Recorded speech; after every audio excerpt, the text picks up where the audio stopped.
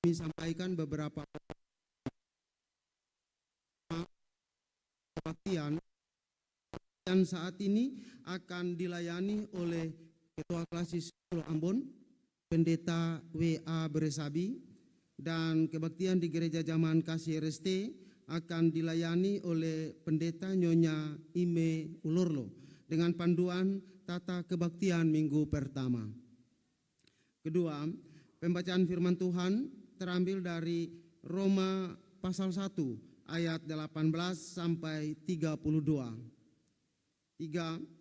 Diberitahukan kepada jemaat bahwa pelaksanaan ujian akhir SMP akan dilaksanakan pada hari Senin 22 April 2024.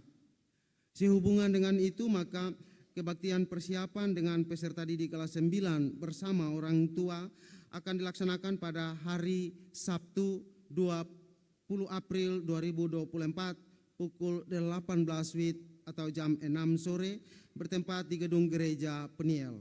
Pemberitahuan ini sekaligus merupakan undangan. 4.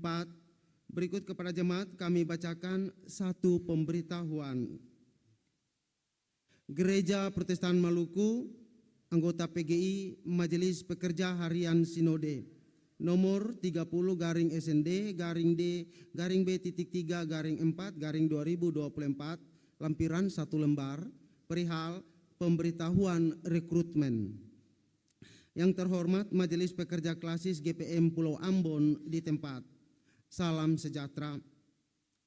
Sesuai keputusan persidangan ke-44 MPL Sinode GPM tahun 2023, Departemen Pemberitaan Injil dan Pelayanan Kasih Sinode Gereja Protestan